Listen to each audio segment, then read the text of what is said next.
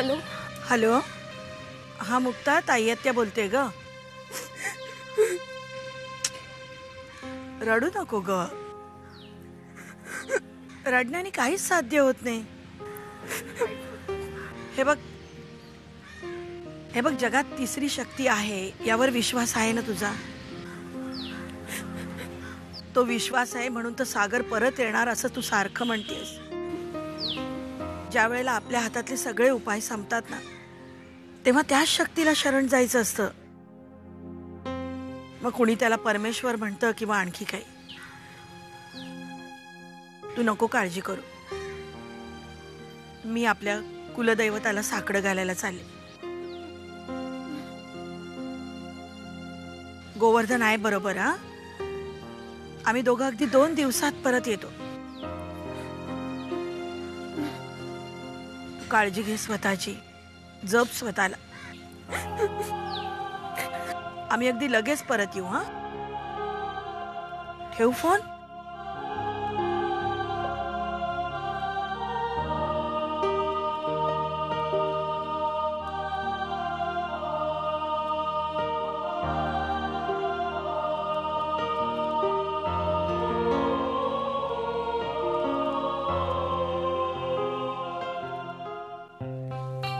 Good morning. Good morning. How are you feeling today? Better. Diwakar, आजपासून आपण ट्रीटमेंटला सुरुवात करतोय. ओके. डॉक्टर आहुजा येतील. त्यांच्याकडे मी तुमच्या कृत्रिम पाय बसवण्याची सगळी जबाबदारी सोपवलेली आहे. मला तुमच्याकडून फक्त 2च गोष्टींची आवश्यकता आहे. एक म्हणजे मनाची शक्ती आणि जिद्द. Yes doctor.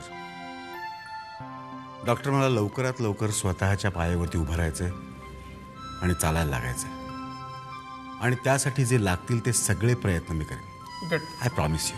Very good. Doctor Ahuja आले की मी त्यांना घेऊन येतो. येस. ओके. थँक्यू. थँक्स.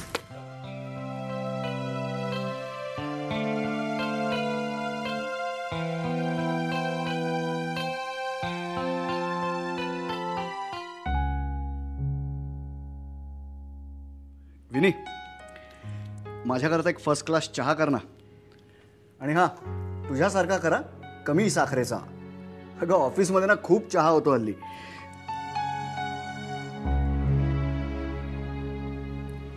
विनी,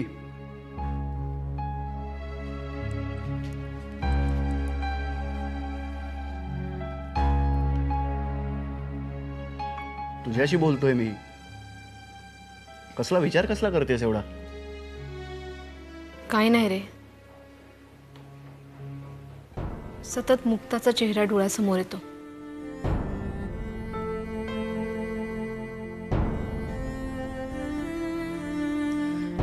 खूप वाईट अवस्था आहे रे तिची.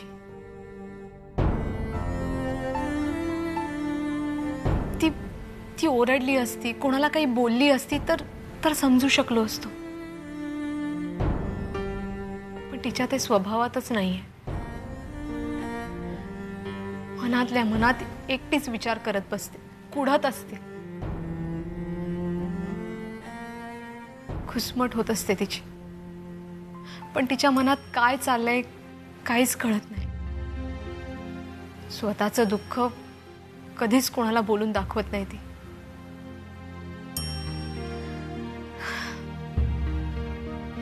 I am feeling very guilty. Vini, अगं तुला गिल्टी वाटायचं काय कारण आहे?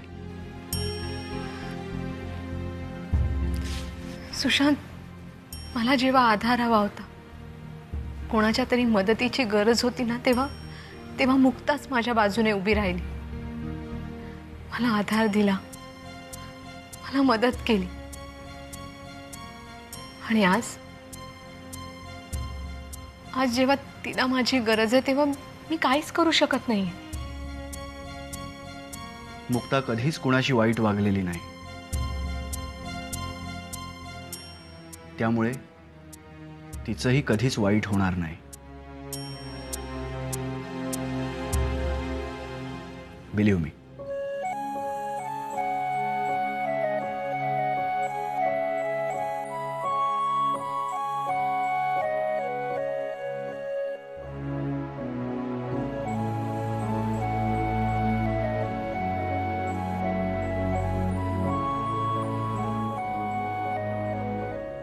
हॅलो, नमस्कार मॅडम.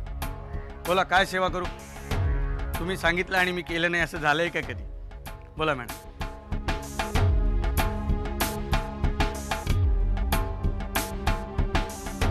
डोंट वरी, काम झालंच म्हणून समजा.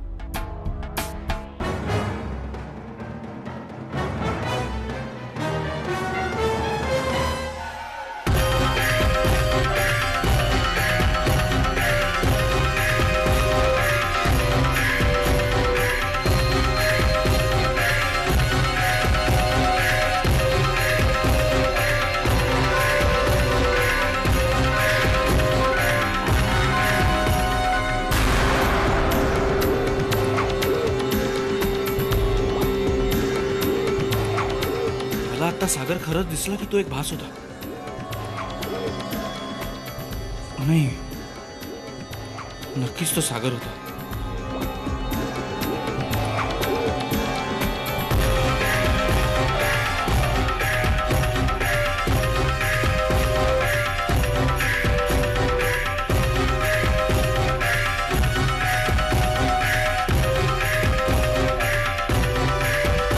सागर,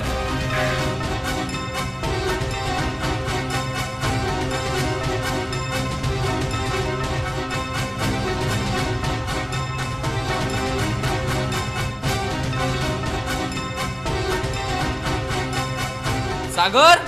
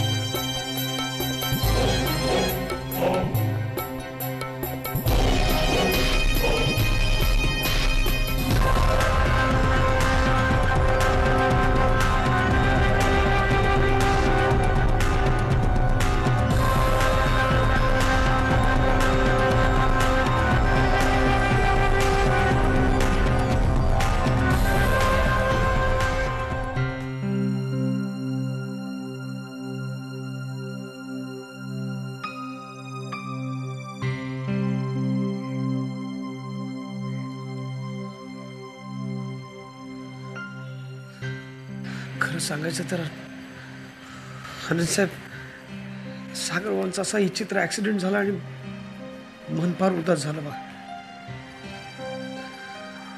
आपली कामं काय नेहमीसारखी चालूच असतात. सागर भाऊंची आठवण आली ना अचानक, टचकन पाणी येतं बघा डोळ्यात.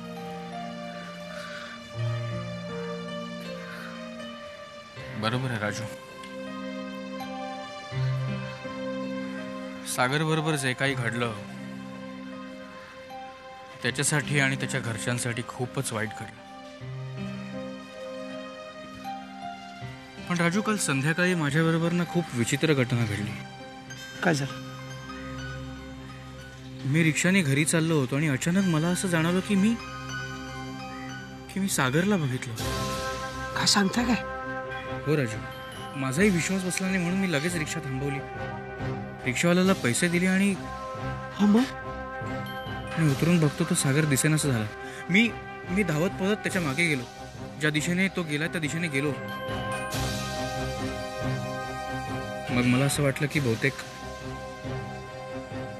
तो माझा भास असावा.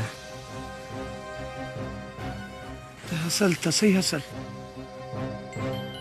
तुम्हाला एक सांगू आनंद साहेब, तुमच्यासारखंच माझं मन मी मला सांगताय. सागर बाबा आहेत इथंच कुठेतरी आसपास आहेत आपल्या, आणि एक दिवस आपल्या समोर नक्की येतील बघा. पण राजू, सागर जर आपल्याच आजूबाजूला आहे तर मग तो समोर यायला इतका वेळ का लावतोय? का मग बहुतेक हा खरंच एक भास आहे?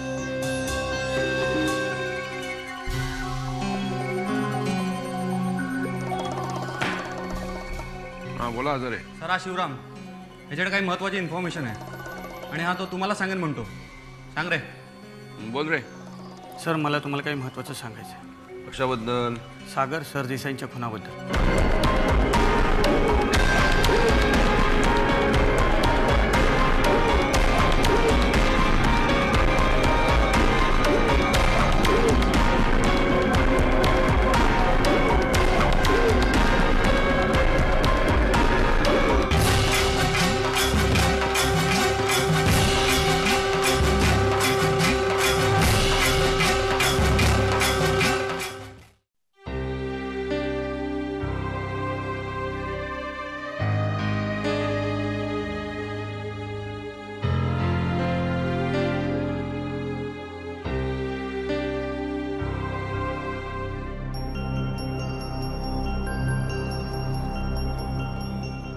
मुक्ता सरदेसाई कोण?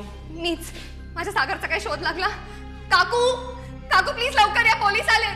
इन्स्पेक्टर साहेब तुम्ही? अहो जरा खाली येता का? काय झालं, काही कळलं का?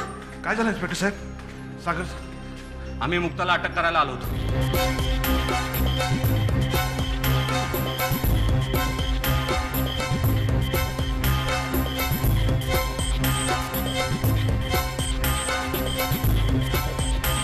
काय?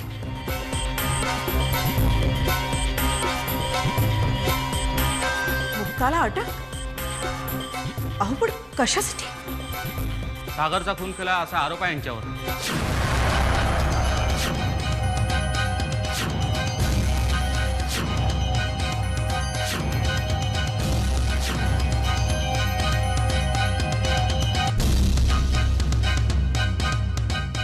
काय? अहो अहो काय बोलताय तुम्ही हे? इन्स्पेक्टर साहेब तुमचा काहीतरी गैरसमज झालाय. सागरला मी मारलं. माझ्या सागरला मी मारलं.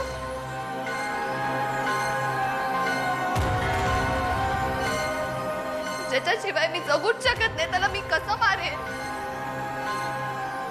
काकू तुम्ही सांगा ना त्यांना, काही बोलतायत ते. हे बघा, तुमच्या विरुद्ध आमच्याकडे पुरावा आहे.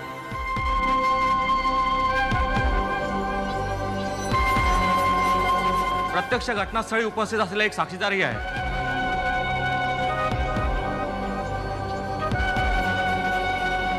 साक्षीदार कोण? हे बघा, ती माहिती आम्ही तुम्हाला देऊ शकत नाही, पण त्या माणसाने मुक्ताला व सागरला तिथे भांडताना पाहिलंय. हे साफ खोटं आहे, असं काही झालेलं नाहीये. आमच्यामध्ये भांडण वगैरे खरंच काही झालं नव्हतं. इनफॅक्ट आम्ही काही बोलायच्या आधीच काकू तुम्ही एक मिनिट. साक्षीदाराचं म्हणणं काही वेगळं आहे. भांडणानंतर त्यांनी पाहिलं मुक्तानेच सागरला ढकललंय. तुम्ही काहीही बोलताय काकू, असं काही घडलेलं नाहीये. कोणता साक्षीदार? असं काही घडलेलं नाही. काकू तुम्ही प्लीज सांगा ना त्यांना. मुक्ता तू शांत हो पो. इन्स्पेक्टर, हिला अटक करण्यासाठी तुमच्याकडे परवानगी आहे? हे बघा, आम्हाला ACP साहेबांचे ऑर्डर्स आहेत. तुम्हाला काही सांगायचं असेल तर तुम्ही कोर्टात येऊन सांगा. काय बोलताय तुम्ही हे? अशा अवघडलेल्या परिस्थितीत तुम्ही थोडासा विचार करा. तुम्ही का घेऊन जाताय तिला? I am sorry madam. ताब्यात घ्या त्यांना. मी नाही जाणार. काय चालू आहे त्यांना सांगा. काका तुम्ही please या.